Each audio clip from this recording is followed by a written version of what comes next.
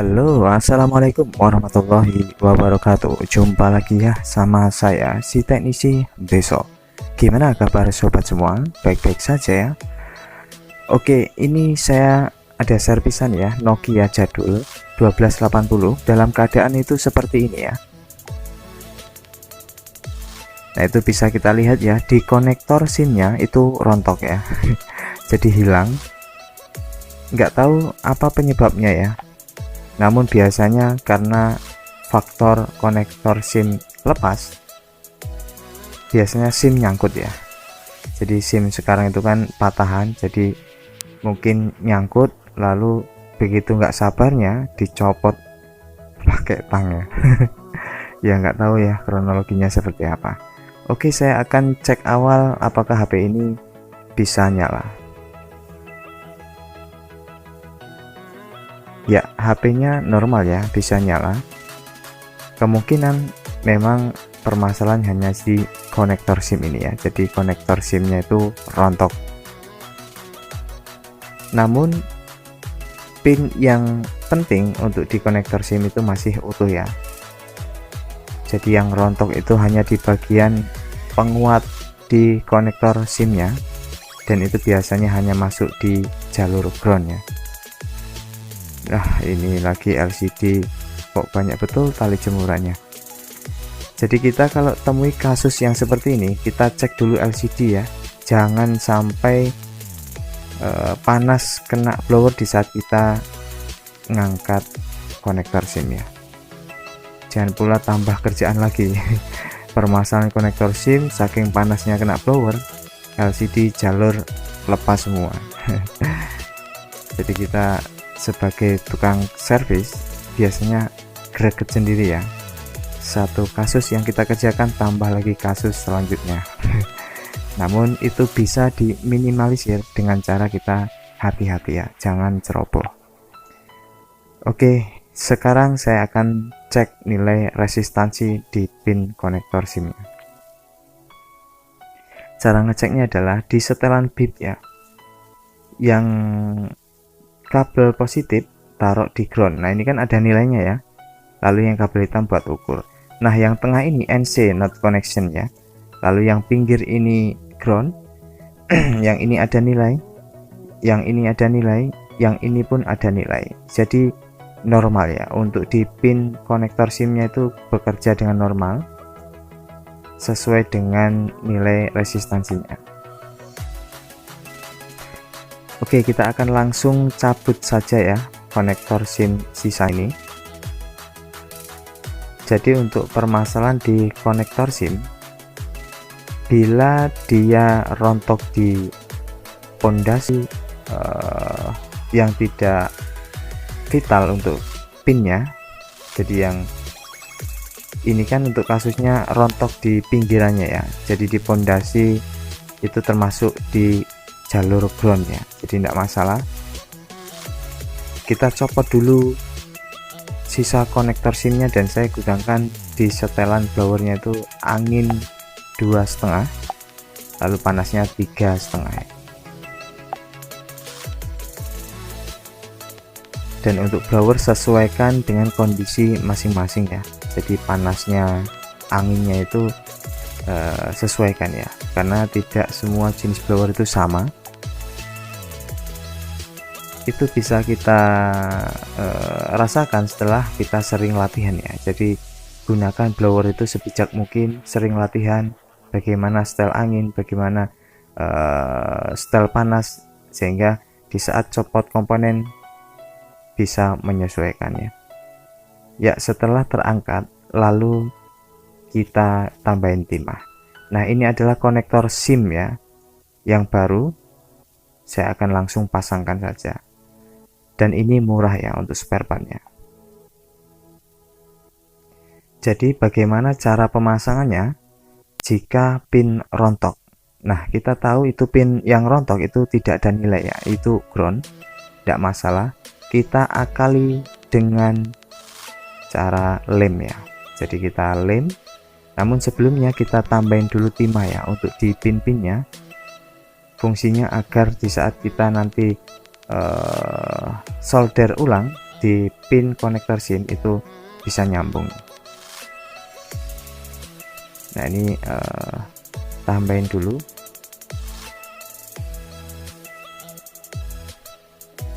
Jadi untuk kasus di konektor SIM ini sering kali ya saya temui yang konektor SIM-nya itu lepas, merotol, dan rontok ya. Jadi pertanyaannya gimana kalau rontoknya di pin bagian konektor SIM? Nah itu tinggal cari di Google konektor SIM OS ya, atau Nokia bla bla bla SIM OS. Nah lalu lihat dan pelajari jalurnya. Jika pin rontok, cari jalur yang terhubung di komponen mana, misalnya di R berapa. Nah kita jumper ke R itu ya untuk di pinnya. Karena ini yang rontok di pondasinya atau di jalur ground ya enggak masalah ya, kita hanya tambahin lem seperti ini, kita taruh di landasan yang rontok. Jadi lem ini boleh lem yang daya rekatnya tinggi ya, seperti Alteco ataupun yang lainnya. Ya sudah saya tambahin lem ya, dan saya gunakan untuk lem ini Alteco. Lalu presisikan dulu sebelum kita lakukan solder ulang. Dipresisikan, dipaskan ya antara pin di kaki konektor SIM dengan komponen yang kita ganti ini ya. Jangan sampai menceng. Menceng itu miring ya. Oke, setelah dirasa pas, lalu kita tahan ya supaya daya lekatnya lemnya ini bisa kuat ya. Sambil diluruskan lalu ditekan. Nah seperti ini.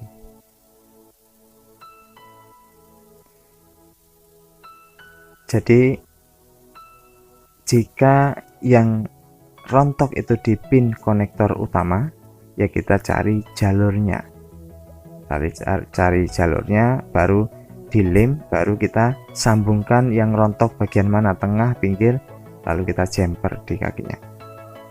Oke, setelah saya presisikan ya, biar dia kering dulu, saya sambil pasang penutupnya ini. Apakah LCD kena blower tadi masih berfungsi dengan baik? Oh oke ya, baik ya, karena kita lihat tadi kan banyak jemuran yang ada di jalur LCD ya, jadi banyak jumperan. Nah kasih plug dulu sebelum kita lakukan solder di setiap kaki-kaki pin konektor SIM-nya. Setelah itu ya kita tinggal solder seperti ini ya, satukan antara kaki yang di komponen yang baru dengan pin yang ada di mesinnya. Lalu di atasnya lagi sama. Nah ini tinggal kasihkan plug saja lalu disolder ulang ya. Jadi untuk metode yang pin rontok gunakan solder ya, hindari penggunaan blower, karena jika menggunakan blower untuk daya rekatnya lem itu berpengaruh ya. Jadi mending nggak usah pakai blower, langsung saja dipresisikan setelah dikasih lem supaya dia lengket ya. Oke, saya cek ternyata sudah nyambung semua ya.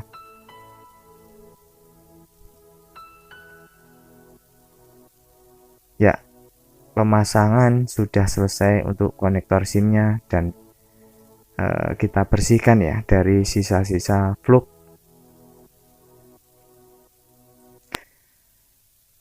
Ya, ini saya akan coba cari kartu dulu ya, apakah sudah bisa terbaca. Ya ini ada kartu, saya akan coba.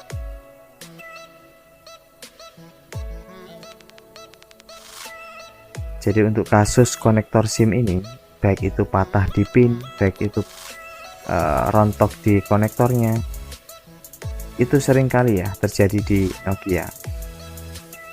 karena memang faktor dari SIM yang rata-rata patahan. Oke, sudah bisa dideteksi ya untuk kartu SIM-nya. Nah, itu bisa kita lihat ya, sudah muncul sinyal trinya. Ya, mantap ya. Ya, ini sudah saya ganti casingnya karena permintaan dari yang punya langsung diganti mesinnya. Dan siap untuk diberikan ya. Terima kasih. Semoga bisa dijadikan manfaat ya, dan terus berlatih. Sampai jumpa. Assalamualaikum warahmatullahi wabarakatuh.